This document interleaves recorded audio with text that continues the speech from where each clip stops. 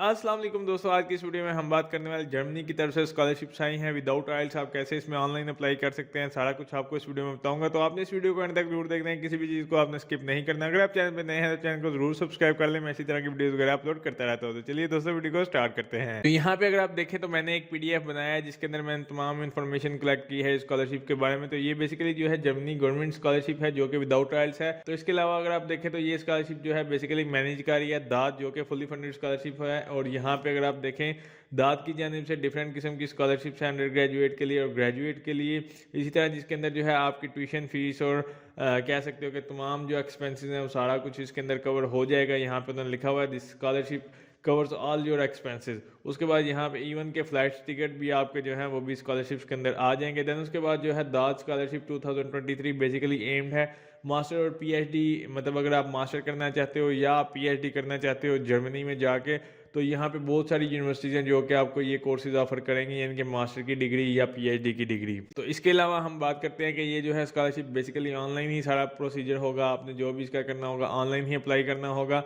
इसी तरह यहाँ पे अगर आप देखें तो हर साल जो है दाद की तरफ से जर्मनी की तरफ से बेसिकली जो है 1 लाख स्कॉलरशिप दी जाती है इंटरनेशनल एप्लीकेंट्स को। देन उसके बाद जो है किसी किस्म का कोई भी आइल्स का टेस्ट आपको रिक्वायर्ड नहीं है, यहाँ पे उन्होंने मेंशन किया हुआ है। अब हम बात कर लेते हैं स्कॉलरशिप की जो डिटेल है उसके बारे में। तो यहाँ पे अगर आप देखें बेसिकली जो कंट्री है वो जर्मनी है। उसके बाद यूनिवर्सिटी मल्टीपल यूनिवर्सिटीज़ हैं, जो कि एक यूनिवर्सिटी नहीं है, मल्टीपल यूनिवर्सिटीज़ हैं जो कि आपको मास्टर और बाकी प्रोग्राम्स आपको करवाएंगी। उसके बाद जो है कवरेज जो है ये फुली फंडेड है। लेवल अगर आप देखें तो मास्टर है, PhD, देन उसके बाद पोस्ट डॉक्टरल डिग्री होती है। देन उसके बाद जो है इसकी लास्ट डेट बेसिकली वेरी करती है डिफरेंट स्कॉलरशिप्स के अकॉर्डिंग, लेकिन यहाँ पे जो है 15 मार्च आपको बताई गई है। ये according to the different scholarship मुख्तलिफ हो सकती है। यहाँ पे वो मैं आपको आगे चल के इनकी जो ऑफिशियल वेबसाइट है वहाँ पे बताऊंगा। बेसिकली जो स्कॉलरशिप का लेवल है वो मैं आपको ऑलरेडी बता चुका हूँ। यहाँ पे मास्टर, PhD, इस तरह जो है अंडर ग्रेजुएट के प्रोग्राम इसके अंदर इंक्लूड है। उनमें से कुछ जो है उनकी डेट गुजर चुकी है, लेकिन कुछ अभी भी आपके पास अवेलेबल होंगे। देन उसके बाद अगर आप देखें फाइनेंशियली बेनिफिट, तो दाद जर्मनी जो स्कॉलरशिप है वो विदाउट आइल्स है और ये आपके तमाम एक्सपेंसेस जो है कवर करेगी। देन उसके बाद जो है मंथली स्टिपेंड आपको दी जाएगी 861 यूरोज बनते हैं जो कि ग्रेजुएट्स के लिए हैं। मंथली स्टिपेंड अगर आप देखें डॉक्टरल कैंडिडेट्स के लिए 1200 यूरोज बनते हैं। इस तरह जो है आपको इंश्योरेंस वगैरह भी मिलेगी, हेल्थ और मेडिकल कवरेज भी आपको मिलेगा। उसके बाद मैंने आपको ऑलरेडी बताया था जो कि आपके ट्रैवल के अलाउंसेस वगैरह होंगे। इसी तरह जो कि आपके टिकट्स वगैरह होंगे, ट्रांसपोर्टेशन के जितने भी अखराजात आएंगे, कॉस्ट वगैरह, वो सारा कुछ जो है वो स्कॉलरशिप के अंदर कवर किया जाएगा। अब हम बात कर लेते हैं जो कि आपकी एडिशनल बेनिफिट हैं जो कि आपके फैमिली मेम्बर्स को मिलेंगे। उसके अंदर जो है यहाँ पे आपका मंथली रेंट होगा, मंथली फंडेड जो है आपके फैमिली मेम्बर्स को दी जाएगी। इसी तरह इंश्योरेंस कवरेज भी होगी। इसी तरह जो है उसके अंदर मेडिकल कवरेज भी, यानी कि मेडिकल इंश्योरेंस भी उसके अंदर इंक्लूड होगी। अब हम बात कर लेते हैं इसका एलिजिबिलिटी क्राइटेरिया क्या है। बेसिकली यहाँ पे आपके जितने भी डॉक्यूमेंट्स हैं उन्होंने लिखा हुआ है कंप्लीट दी एजुकेशनल रिक्वायरमेंट, जो भी उस प्रोग्राम के रिलेटेड जितनी भी आपकी एजुकेशन डिटेल है वो सारी कंप्लीट होनी चाहिए। अब यहाँ पे है must have a bachelor degree. अगर आप यहाँ पे मास्टर करना चाहते हैं तो आपकी बैचलर डिग्री कंप्लीट होनी चाहिए। इसी तरह अगर आप यहाँ पे PhD करना चाहते हो तो आपकी जो है मास्टर की डिग्री कंप्लीट होनी चाहिए। देन इसके बाद एटलीस्ट 2 ईयर ऑफ एक्सपीरियंस। ये आपको पता है कि आप 2 साल का एक्सपीरियंस हो, यहाँ पे उन्होंने मेंशन नहीं किया हुआ, लेकिन आपकी जो फील्ड है उसके अकॉर्डिंग आपके पास 2 साल का एक्सपीरियंस हो तो भी बात बन जाएगी। देन यहाँ पे अगर आप देखें तो इंग्लिश प्रोफिशिएंसी सर्टिफिकेट आपके पास होना चाहिए। यहाँ पे उन्होंने लिखा हुआ है all applicant must submit English proficiency certificate if they still need an IELTS. तो यहाँ पे बेसिकली आइल्स रिक्वायर्ड नहीं है, लेकिन यहाँ पे उन्होंने लिखा हुआ है English speaking countries can apply without IELTS as well. यहाँ पे आप लोग अप्लाई कर सकते हैं, कोई इशू नहीं है, लेकिन यहाँ पे यह है कि आपके पास इंग्लिश प्रोफिशिएंसी सर्टिफिकेट हो तो अच्छी बात है। अब हम बात कर लेते हैं रिक्वायर्ड डॉक्यूमेंट्स की कि आपको क्या क्या चीज़ें ज़रूरत पड़ेंगी। सबसे पहले हम बात करते हैं जो कि आपके जितने भी मतलब डिग्रीज हैं उनके प्रीवियस जो ट्रांसक्रिप्ट्स हैं, डिग्रीज हैं, रिजल्ट कार्ड, वो सारा कुछ आपका होना चाहिए। रिसर्च प्रपोजल यहाँ पे होने चाहिए। उसके बाद पासपोर्ट साइज फोटोग्राफ्स होनी चाहिए। CV रिज्यूमे आपको ऑलरेडी पता है, कवर लेटर क्या होता है, स्टडी प्लान वगैरह। इसी तरह मोटिवेशन लेटर चाहिए होगा, 2 ओरिजिनल रिकमेंडेशन लेटर आपको चाहिए होंगे, वो मैं आपको आगे चल के बताऊंगा। स्टेटमेंट ऑफ पर्पस भी आपको चाहिए जो कि आपने लिख के या ऑनलाइन अपलोड करना होगा। लेटर ऑफ इंटेंट क्या होता है वो भी मैं आपको बताऊंगा। तो ये सारी चीज़ें आपको रिक्वायर्ड होंगी स्कॉलरशिप को अप्लाई करने के लिए। इसकी जो डेडलाइन है वो बेसिकली वेरी करती है, लेकिन यहाँ पे अगर आप देखें दाद के लिए जो भी आपकी स्कॉलरशिप के अकॉर्डिंग मतलब वो वेरी टू वेरी करती है अकॉर्डिंग टू आपके प्रोग्राम। इसी तरह जो है यहाँ पे डिफरेंट यूनिवर्सिटीज़ की डिफरेंट डेट्स होती हैं, लेकिन यहाँ पे जो है 15 मार्च 2023 जो इसकी डेडलाइन है। अब हम बात करते हैं कि आपने इसको अप्लाई कैसे करना है। तो बेसिकली जो है यहाँ पे दाद एप्लीकेशन जो है आपने ऑनलाइन सबमिट करनी है, उसको जो है आपने एप्लीकेशन फॉर्म को फिल करना है। देन उसके बाद जो है रिक्वायर्ड फील्ड जैसे कि आपके जितने भी डॉक्यूमेंट्स आप अटैच करोगे एप्लीकेशन फॉर्म के साथ, उसके बाद apply for the scholarship directly भी आप अप्लाई कर सकते हो। लिंक्स वगैरह मैं आपको बताऊंगा आपने कैसे अप्लाई करना है। तो ये इनकी ऑफिशियल वेबसाइट है, यहाँ पे आप आ सकते हैं DAT.DE.ENG। बेसिकली यहाँ पे ये जर्मन लैंग्वेज में है और यहाँ पे इंग्लिश में। आप बेसिकली आएंगे तो इंग्लिश लैंग्वेज में होगा, यहाँ पे आपने इसको स्क्रॉल करना है, यहाँ पे आपके पास ऑप्शन होगा स्कॉलरशिप फॉर जर्मनी। तो आपने बेसिकली इसके ऊपर क्लिक करना है। जैसे ही आप इसके ऊपर क्लिक करेंगे तो आपके पास एक इस तरह से पेज ओपन हो जाएगा, इसके अंदर लिखा होगा finding scholarship.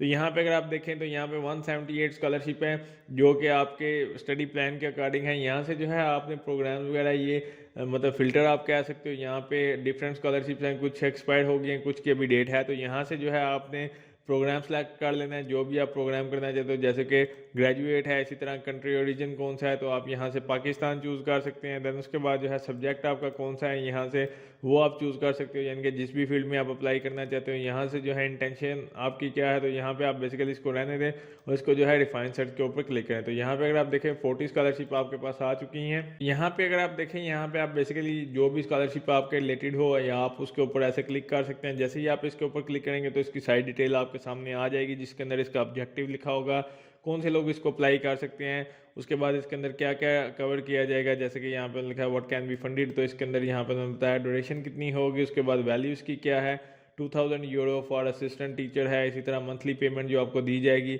2150 euro for professor होगा। तो ये आप चीज़ें देख सकते हो, ट्रैवल अलाउंसेस होंगे। इसके बाद बाकी की जितनी भी डिटेल है वो यहाँ पे आप जाएंगे तो आपको मिल जाएगी। इस तरह सिलेक्शन का प्रोसीजर उन्होंने बताया हुआ है, बाकी यहाँ पर उन्होंने ये सारी डिटेल दी हुई है। अब आपने बेसिकली करना क्या है कि यहाँ पे एप्लीकेशन की जो भी रिक्वायरमेंट्स होंगी वो यहाँ पे आपको ऑलरेडी पता चल जाएंगी। इस तरह यहाँ पे इसका स्टेटस क्या है, कंट्री कौन सी है यहाँ पे स्पेसिफाई नहीं है। एप्लीकेशन का प्रोसीजर भी बेसिकली यहाँ पे अगर आप क्लिक करेंगे तो आपको पता चल जाएगा कि कौन कौन से डॉक्यूमेंट्स आपको चाहिए होंगे। यहाँ पे उन्होंने बताया हुआ है, यहाँ पे आप लोग देख सकते हो इसकी डेडलाइन उन्होंने दी हुई है 31 तारीख यानी कि जनवरी की 31 2023। तो मैंने आपको बताया था कि इसकी डिफरेंट किस्म की वेरी करती हैं डेट, जो कि आपके मतलब प्रोग्राम पे डिपेंड करती हैं।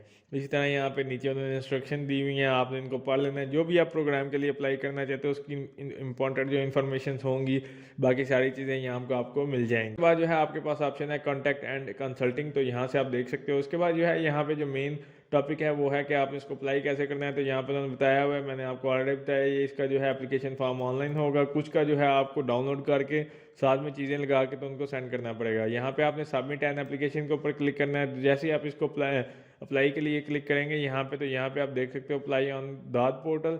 देन उसके बाद नीचे यहाँ पे लिखा है download and complete the online application form, फिर उसके बाद प्रिपेयर एप्लीकेशन फॉर्म है। बाकी यहाँ पे चीज़ें आप देख सकते हो। यहाँ पे उन्होंने चीज़ें दी हुई हैं, आपने टू दी एप्लीकेशन पोर्टल के ऊपर चले जाना है। जैसे ही आप इसके ऊपर क्लिक करोगे तो ये दाद का जो पोर्टल है वो आपके सामने ओपन हो जाएगा। अब बेसिकली जैसे ही आप स्टार्ट में आएंगे यहाँ पे डिफरेंट किस्म की इन्फॉर्मेशन दी हुई है, आपने एप्लीकेशन के ऊपर आ जाना है। बाकी चीज़ें आप पढ़ सकते हैं, यहाँ पे एप्लीकेशन एंड फंडिंग ओवरव्यू है, इसी तरह और भी चीज़ें आप यहाँ पे पढ़ सकते हैं। तो यहाँ पे जो है आपका सबसे पहले ये सारी चीज़ें आ जाएंगी। सबसे पहले आपको मैं एक और चीज़ बताता चलूँ, यहाँ पे जो है आपको एक ज़रूरत पड़ेगी, जैसे कि यहाँ पे मेरा ऑलरेडी अकाउंट बना है तो आपने इसके ऊपर जो है साइन अप कर लेना है, जिसके अंदर आपका बेसिकली ईमेल वगैरह और पासवर्ड वगैरह आपने जनरेट करना होगा। तो इतना मुश्किल नहीं है, तो आपने इसके ऊपर एक अकाउंट क्रिएट कर लेना है। तो जैसे ही आप अकाउंट क्रिएट करेंगे उसके बाद का ये फर्दर प्रोसीजर है जो आपको मैं ऑलरेडी बता रहा हूँ। तो यहाँ पे अगर आप देखें ये सारी चीज़ें जो भी मैंने प्रोग्राम सेलेक्ट किया होगा, उसके बाद कंट्री ऑफ रेजिडेंस कौन सी है, सारा कुछ यहाँ पे मेंशन्ड है।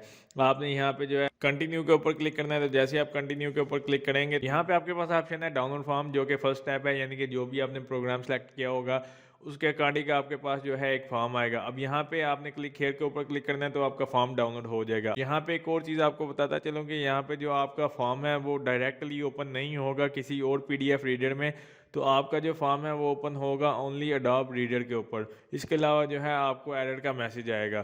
तो यहाँ पे सबसे पहले आपको जो है अडोब रीडर का कोई भी यहाँ पे अगर आप देखें तो यहाँ पे गूगल पे जाएंगे, अडोब एक्रोबैट सर्च करेंगे तो आपके पास ऑप्शन आ जाएगा, तो आप इसको इंस्टॉल कर सकते हैं। तो इसको इंस्टॉल करने के बाद जो है आपने उस एप्लीकेशन फॉर्म को उसके अंदर जो है ओपन कर लेना। तो मैं आपको दिखा देता हूँ कि वो कैसा फॉर्म होगा, तो आपको क्या क्या चीज़ों की ज़रूरत पड़ेगी वो सारा कुछ मैं आपको यहाँ पे दिखा दूँ। एप्लीकेशन फॉर्म को स्टार्ट करने से पहले यहाँ पे आपको एक और चीज़ पता चलूँ, अगर आपको किसी भी किस्म की स्कॉलरशिप के रिलेटेड कोई भी मसला होता है तो आप मुझे डायरेक्टली यहाँ पे, ये मेरा अकाउंट है फेसबुक का, यहाँ पे आप मुझे डायरेक्टली मैसेज कर सकते हो, या यहाँ पे अगर आप देखें तो ये हमारा फेसबुक का पेज है प्रोफेशन कॉर्नर के नाम से।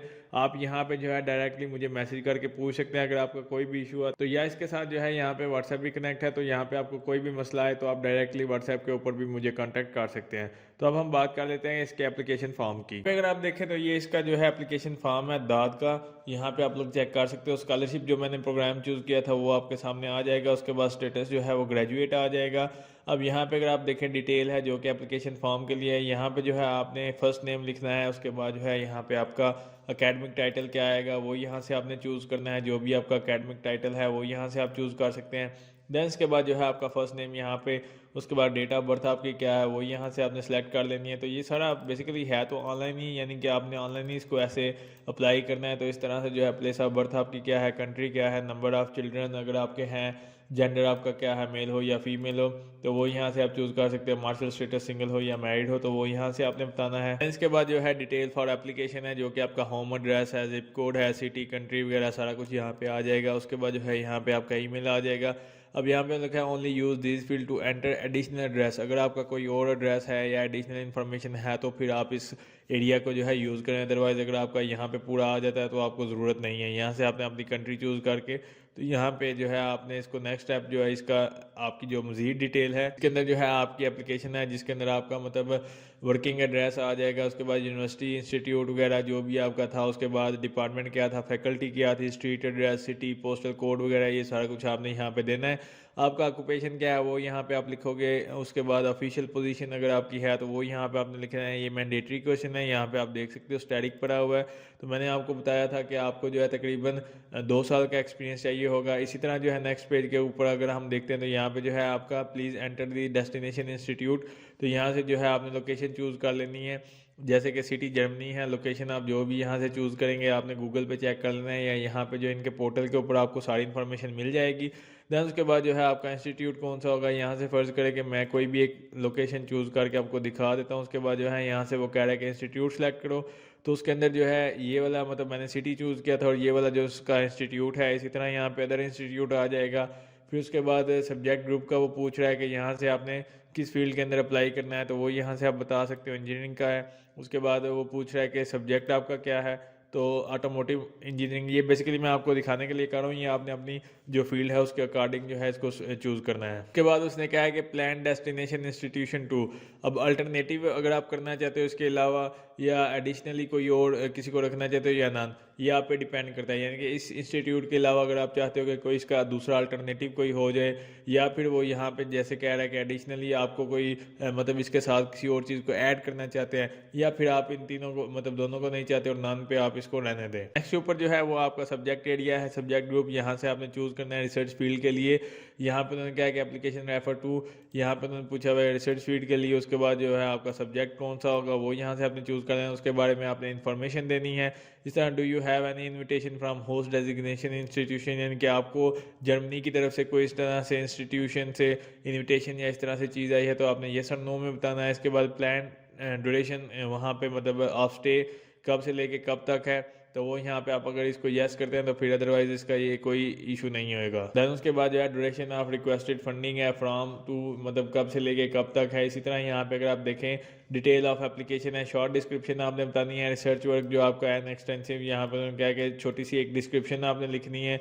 इस तरह यहाँ पे अगर आप देखें व्हाट अदर इंटरेस्ट, तो इसके अलावा आपका कोई इंटरेस्ट है कि associated with your plan to stay Germany, तो वो आप बताओगे। कोई और इंटरेस्ट है आपका या कुछ भी एसोसिएट है जो कि आपकी डिग्रीज वगैरह के रिलेटेड है, या इसके अलावा आपका इंटरेस्ट है, तो वो यहाँ पे आप लिखेंगे। एंड उसके बाद यहाँ पे जो है आपने बताना है कंप्लीट आपकी जो एग्जामिनेशन हिस्ट्री, यानी कि आपकी इंस्टीट्यूशन डिटेल, उसके बाद कब से लेके कब तक आपकी डिग्री, उसके बाद सब्जेक्ट कौन सा था, फिर सब्जेक्ट जैसे मैंने आपको बताया था वो यहाँ से आप चूज़ कर सकते हैं। इस तरह फ़र्ज़ करें यहाँ से सब्जेक्ट ग्रुप आपकी जो इंजीनियरिंग में थी, फिर उसके बाद आपकी कौन सी डिग्री थी, उसके बाद टाइप ऑफ एग्ज़ाम क्या था, वो यहाँ से आपने बताना है, बैचलर मास्टर या जो भी, तो वो यहाँ से आप चूज़ कर सकते हैं। तो इस तरह से जो है आपने अगर इसके अलावा एक और मज़ीद एंट्री इस तरह की करना चाहते हो, जैसे कि फ़र्ज़ करें आप बैचलर, फिर उसके बाद मतलब फ़र्ज़ करें सबसे पहले मैट्रिक है तो या इंटर, फिर उसके बाद बैचलर, फिर मास्टर, तो इस तरह से आप न्यू एंट्री ऐड कर सकते हैं। उसके बाद उसने कहा कि करंट या लास्ट जो आपकी मतलब इंस्टीट्यूशन था वो यहाँ से आपने उसके बारे में बताना है कि जो आपकी रिसेंट डिग्री थी। उसके बाद उसने कहा प्रीवियस स्टडी या रिसर्च वर्क जो आपने किया था उसके बारे में, उसकी जो कंट्री थी, उसके बाद कौन सा इंस्टीट्यूट था, किस प्रोविंस में था, वो यहाँ पे सिटी प्रोविंस वगैरह भी आप लिखोगे, कब से लेके कब तक था और पर्पज़ आपका क्या था। इसी तरह आप उसके अंदर मजीद एंट्री भी ऐड कर सकते हैं कि मतलब इसके अलावा भी आपका जो प्रीवियस स्टडी वगैरह या रिसर्च वर्किंग था तो वो भी यहाँ पे आप लिख सकते हो। ये बेसिकली लिखा हुआ है कि जो कि और अदर एक्टिविटीज़ अब्रोड, तो अब्रोड के लिए था मतलब कि प्रीवियस स्टडी या रिसर्च वर्क, या अगर आप किसी जगह पे मतलब स्टे हुए हैं तो उसके बारे में यहाँ पे आपने मजीद डिटेल देनी है। इसी तरह वो कह रहा है डिटेल ऑफ एप्लीकेशन के अंदर एक और यहाँ पे previous and current professional teaching और आर्टिस्टिक एक्टिविटीज़, यानी कि यहाँ पे अगर आपका कोई प्रीवियस यानी पिछला या अभी जो हाल ही में यानी कि अभी आप कर रहे हो कोई प्रोफेशनल, या जैसे कि मैंने आपको कहा था कोई एक्सपीरियंस आपका अगर उस तरह से है तो वो आप किस इंस्टीट्यूट में हो, कब से लेके कब तक किया है और एक्टिविटी आपकी क्या थी, तो इस तरह से आपका बेसिकली एक एक्सपीरियंस होगा तो वो यहाँ पे आपने बताना है। फिर इसी तरह उसने पूछा प्रीवियस एंड करंट स्कॉलरशिप जो कि दाद या दूसरी ऑर्गेनाइजेशन की तरफ से मिली थी आपको, येस और नो, अगर आपको मिली थी तो उसके बारे में फंडिंग ऑर्गेनाइजेशन का आप बताओगे कौन सा प्रोग्राम था, कब से लेके कब तक थी। अगर आपको नहीं मिली तो आपने इसको नॉन के ऊपर क्लिक कर देना है। इस तरह उसने पूछा membership in scientific organisation academic award, अगर आपको कोई इस तरह से मिला था, कोई एकेडमिक अवार्ड था जैसे गोल्ड मेडल था, या आप कह सकते हो बेसिकली कोई साइंटिफिक ऑर्गेनाइजेशन था, या आपका कोई रिसर्च प्लान था और आपको अवार्ड मिला था गवर्नमेंट की तरफ से, या कुछ भी एज अ स्टडी के रिलेटेड, या कोई आप मेंबर थे किसी फील्ड के अंदर, तो वो यहाँ से आप बताओगे। अगर आप थे तो फिर उसकी एक्सप्लेनेशन आपको देनी पड़ेगी, अगर आप नहीं थे तो फिर आपने इसको नो के ऊपर क्लिक कर देना है। बेसिकली यहाँ पे जो 19 नंबर पे है वो आपको ये है कि क्या आपको कोई ऐसी ऑर्गेनाइजेशन से फंडिंग मिली थी, या दाद की तरफ से कोई इस तरह से प्लान फंडिंग थी, या इस पीरियड के दौरान या पहले, या फिर आप कह सकते हो कि कुछ इस तरह से आपने अप्लाई किया था तो उसकी डिटेल आप बताओगे। अगर आप इसको येस करेंगे तो फिर आपको उसकी डिटेल बतानी पड़ेगी, नो करोगे तो फिर आपकी जो है डिटेल नहीं, मतलब अगर आपको मिली है तो फिर आपको ऑब्वियसली ये सारी चीज़ें फिल करनी पड़ेंगी। इस तरह यहाँ पे उसने कहा कि लैंग्वेज स्किल ये डॉक्यूमेंट का हिस्सा नहीं है, ये बेसिकली ये वहाँ यहाँ से वो पूछ रहे हैं कि लैंग्वेज स्किल मतलब डॉक्यूमेंट नहीं चाहिए, सिर्फ आपने चूज़ करनी है कि आपको कौन सी लैंग्वेज आती है। फ़र्ज़ करें कि आपको अगर इंग्लिश आती है तो आपने इसको यहाँ से इंग्लिश के ऊपर कर लेना है। इस तरह यहाँ पे उसने पूछा है कि आपको किस लेवल तक की इंग्लिश आती है, यानी कि यहाँ पे वेरी गुड, गुड या एवरेज है। फिर इसी तरह इसके अलावा कोई और दूसरी लैंग्वेज है, तीसरी लैंग्वेज, तो वो यहाँ से आपने बताना है। फिर उसके बारे में डिस्क्रिप्शन ऑफ अदर लैंग्वेज, अगर आपको कोई और लैंग्वेज आती है तो उसके बारे में मतलब आपको इटालियन आती है या आपको फ्रेंच आती है तो उसके बारे में थोड़ी सी आपने यहाँ पे डिटेल देनी है। बेसिकली यहाँ पे 21 नंबर के ऊपर है कि आप यहाँ पे आपके पास एक बॉक्स है जिसके अंदर आपने डिटेल बतानी है। आप इस तरह से कह सकते हो बेसिकली ये कमेंट टाइप है जिसके अंदर आप आपकी जो रेलिवेंट इन्फॉर्मेशन होगी जो आपकी इस स्कॉलरशिप के लिए या एप्लीकेशन फॉर्म के अकॉर्डिंग जो आपकी रेलिवेंट इन्फॉर्मेशन होगी, या आपने कुछ अचीव किया होगा, या आपकी कोई पर्सनल सूटेबिलिटी है, या कुछ इस तरह से यहाँ पर उन्होंने बेसिकली एग्जांपल भी दी हुई है जैसे कि detail about special extra curriculum activities, कुछ एक्स्ट्रा करिकुलम एक्टिविटीज़ हैं, या कुछ आपकी एकेडमिक प्रोग्रेस है या अचीवमेंट है या कुछ भी है, तो वो यहाँ पे आपने उसके बारे में बताना है। बेसिकली यहाँ पे आपने पैराग्राफ की सूरत में कुछ चीज़ें लिखनी होंगी। अब बेसिकली यहाँ पे आपके पास है इंपॉर्टेंट नोटिस, तो यहाँ पे उसने क्या है कि जैसे आप चीज़ें लिखते जाओगे आपके लिखने के बाद उसको आपने सेव करते जाना है। साथ साथ सेव करने के बाद जो है आपने सेव एज यहाँ पे उसने लिखा हुआ है सारा प्रोसीजर आपको बताया। उसके बाद जो है आपने वापस जाना है दाद के पोर्टल के ऊपर और इस फॉर्म को जो है आपने वहाँ पे जाके अपलोड करना होगा। दैन उसके बाद यहाँ पे आपके पास सेकंड ऑप्शन है, ये आप वापस यहाँ पे पोर्टल के ऊपर आएंगे तो यहाँ से जो है आपने फाइल को जो है चूज़ कर लेना है जहाँ पर भी आपकी फ़ाइल पड़ी होगी। यहाँ पे मैं फ़ाइल को चूज़ कर लेता हूँ। फाइल को चूज़ करने के बाद आपने यहाँ पे बेसिकली इसको सिंपली अपलोड के ऊपर क्लिक करना है तो आपकी जो है एप्लीकेशन वो बेसिकली अपलोड हो जाएगी यहाँ पे। उसके बाद यहाँ पे आपके सामने एक इस तरह से टिक मार्क होगा, यहाँ पे उसने लिखा है चेक एप्लीकेशन फॉर्म। अब बेसिकली यहाँ पे मैंने कोई भी चीज़ फिल नहीं की, इस वजह से ये आपके पास ऑप्शन आ रहा है। देन उसके बाद जो है उसने कहा कि आप रिटर्न टू प्रीवियस स्टेप के ऊपर जाएंगे, क्योंकि मैंने यहाँ पे कोई चीज़ फिल नहीं की। यहाँ पे वो ऑटोमेटिकली ये सारा कुछ डिटेक्ट कर लेगा जो कि मैंडेटरी फील्ड है। अब मैंने यहाँ पे कोई भी चीज़ फिल नहीं की तो इस वजह से तो आपने काइंडली सारा कुछ यहाँ पे फिल करना है। फिल करने के बाद यहाँ पे आपके पास नेक्स्ट ऑप्शन होगा ऐड अटैचमेंट का, जो कि मतलब आपकी जितनी भी चीज़ें होंगी जैसे कि आप एप्लीकेशन फॉर्म के अलावा आपके जितने भी डॉक्यूमेंट्स हैं जो मैंने आपको ऑलरेडी बताए हैं, तो यहाँ पे ये जितने भी डॉक्यूमेंट्स हैं ये जो भी मैंने आपको बताए हैं वो सारे डॉक्यूमेंट्स आपने साथ लगाने हैं। साथ लगाने के बाद बेसिकली आपने यहाँ पे ओवरव्यू एक दफ़ा कर लेना है सारी एप्लीकेशन को। ओवरव्यू करने के बाद जो है आपने सिंपली आपका एप्लीकेशन फॉर्म जो है वो सबमिट हो जाएगा। तो उम्मीद करता हूँ दोस्तों आपको इस वीडियो वीडियो की समझ आई होगी। अगर आपको अच्छी लगी है तो इसको लाइक कीजिए, शेयर कीजिए और मेरे इस चैनल को ज़रूर सब्सक्राइब कीजिए। शुक्रिया।